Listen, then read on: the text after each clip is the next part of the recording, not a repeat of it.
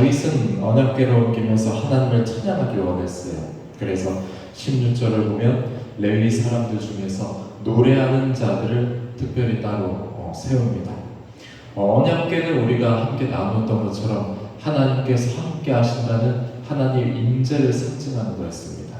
그래서 하나님께서 우리 이스라엘 백성들과 함께 하셔 하나님 앞에서 우리가 정직하고 거룩하게 살아야 돼.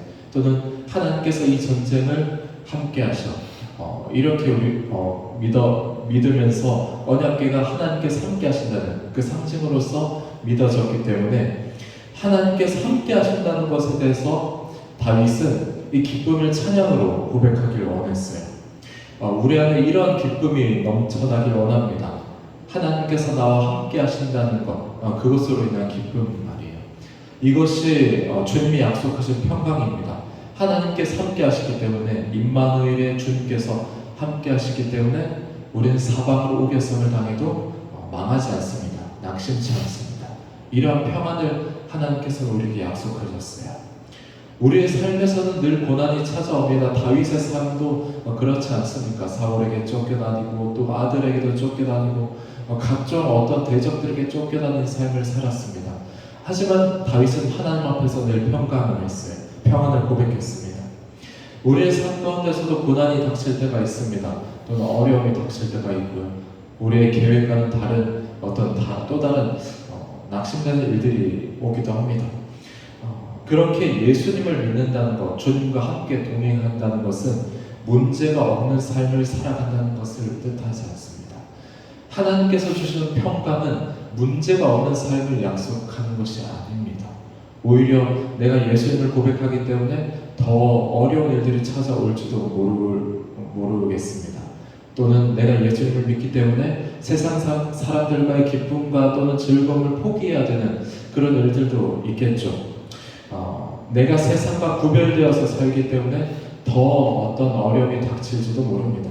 하지만 우리 주님께서 함께 하시기 때문에 나에게 영원한 생명을 주신 주님께서 함께 하시기 때문에 또는 상황과 결부되지 않는 평강을 나에게 허락하셨기 때문에 주님께서 나와 함께 하신다는 그것으로 인한 기쁨과 평강을 우리가 찾을 수 있다면 우리가 어떤 삶의 역경과 풍랑을 만난다 할지라도 우리가 다윗처럼 찬양으로서 믿음을 고백할 수가 있을 것입니다. 다윗은 찬양의 재능을 갖춘 사람들을 세워서 찬양대를 만듭니다.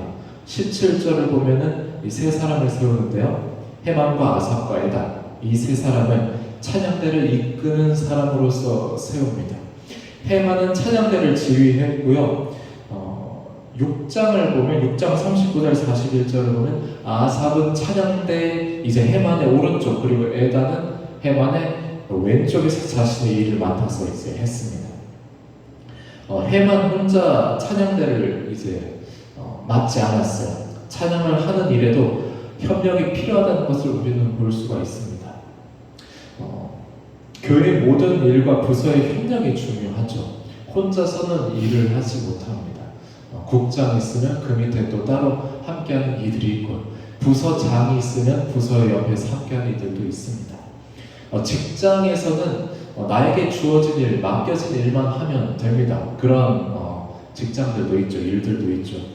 하지만 교회는 그렇지 않습니다. 교회는 나에게 맡겨진 일만 한다고 해서 다 되는 것은 아닙니다. 내가 있는 곳에서 내 신앙만 잘 지킨다고 해서 교회가 제대로 이루어지지 않습니다. 왜냐하면 교회는 그리스도의 몸이라고 분명하게 우리가 성경에서 말하고 있기 때문입니다. 교회는 각 지파, 각 사람들이 함께 모여서 이루어 나가는 것을 교회라고 하고 있어요.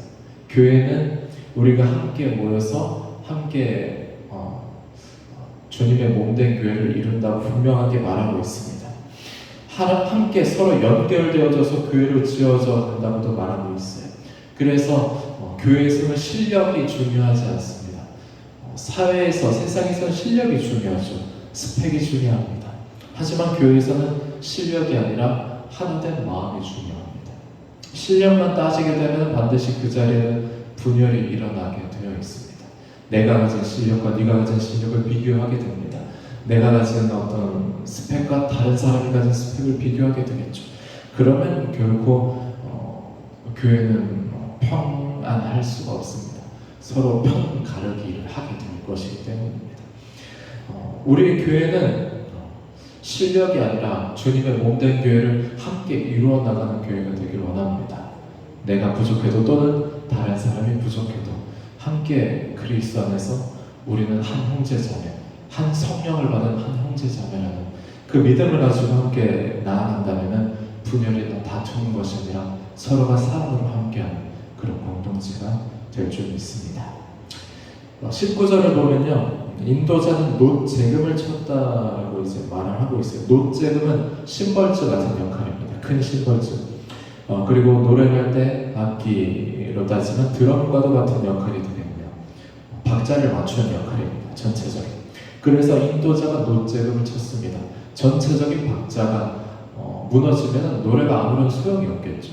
그래서 인도자는 박자를 맞추는 이제 놋재금을 쳤고요.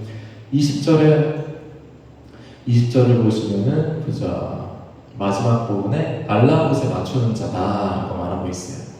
알라봇은 젊은 여성을 뜻합니다. 어떤 의미냐면 소프라노 음조를 의미해요. 젊은 여성이 높은 이제 소프라노 음조를 노래하는 것처럼 여기도 아마 가장 높은 음을 뜻하지 않나 생각을 추정이 되어집니다. 정확한 의미는 모르지만 우리가 이 알라봇이라는 게 또 다른 측면에서 이제 성경의 외적인 부분에서 어떤 해석을 하고 있지 않기 때문에 우리가 추정만 할 수 있지만 알라봇이 어떤 소프라노 음절을 가리키지 않나 그렇게 학자들은 말하고 있어요.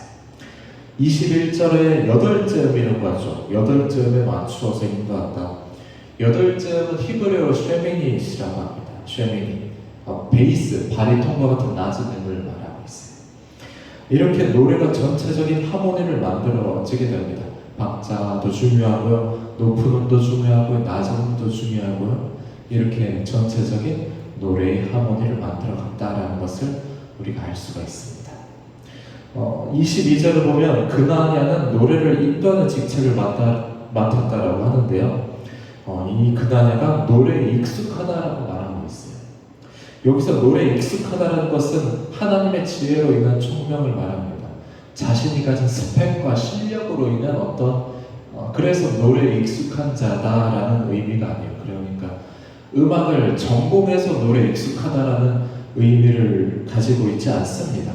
하나님께서 주신 사명감으로 하나님께서 맡겨주셨기 때문에 내가 그 사명을 잘 감당하고 있다. 하나님께서 주신 총명으로 이 사명을 감당하고 있다는 것을 의미하고 있어요.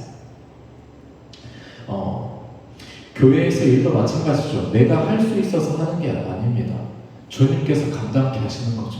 주님께서 할 수 있는 힘을 더하여 주시는 거죠. 내가 할 수 있는 일은 없습니다. 내가 가진 능력과 내가 가진 스펙으로 교회 일을 할 수는 없습니다. 왜냐하면 교회에서의 모든 일들은 영적으로 연결되어 있기 때문에 노래를 인도하든지 아니면 사무적인 일을 한다든지 아이들을 관리한다든지 이 모든 일들은 세상 일들과는 다르게 영적인 지배를 받고 있습니다. 영적인 흐름에서 일이 진행되어집니다. 그렇기 때문에 내가 할 수 있다라고 고백하는 그 자리에는 반드시 실패가 따라옵니다. 왜냐하면 세상과 다르게 이 모든 일들은 영적으로 연결되어져 있기 때문이에요. 그래서 주님께서 주시는 능력과 힘으로써 교회 일들은 감당을 할 수가 있습니다. 왜냐하면 주님께서 나에게 주시는 영적 힘과 권세와 능력을 가지고 교회 일들을 할 수 있기 때문입니다. 이 밖에도 언약궤 앞에서 문을 지키는 자들, 또 노래 나팔을 부는 자들이 소개되어지고 있는데요. 이 모든 일들로 인해서 그들의 찬양 사역들로 인해서 함께하는 모든 백성들의 이제 기쁨이 되었을 것입니다. 주님께서 흥량하신 아주 기쁜 예배가 되어졌을 거라고 우리가 아마 예상을 할 수가 있을 겁니다. 우리의 삶 가운데서도 오늘 말씀처럼 이렇게 살아가길 원합니다. 주님께서 함께 하심으로 인한 그 기쁨을 다윗이 노래하였던 것처럼 우리의 삶 가운데서도 주님께서 함께 하시는 것, 그것으로 인한 기쁨을 충만하게 누리길 원합니다. 또한 주님께서 함께 불러주신, 함께 공동체로 불러주신 주님의 몸된 교회를 함께 세워나가길 원합니다. 그리고 못한다, 안 된다 라는 말보다는 함께 교회를 더 든든하게 세워나가면서 우리가 있는 그 삶의 자리에서 또 사회 현장 가운데서 주님의 몸된 교회를 함께 믿음으로써 기도함으로써 더욱더 굳건하게 세워나가는 우리 모든 성도님들 되시기를 주님의 이름으로 축복합니다.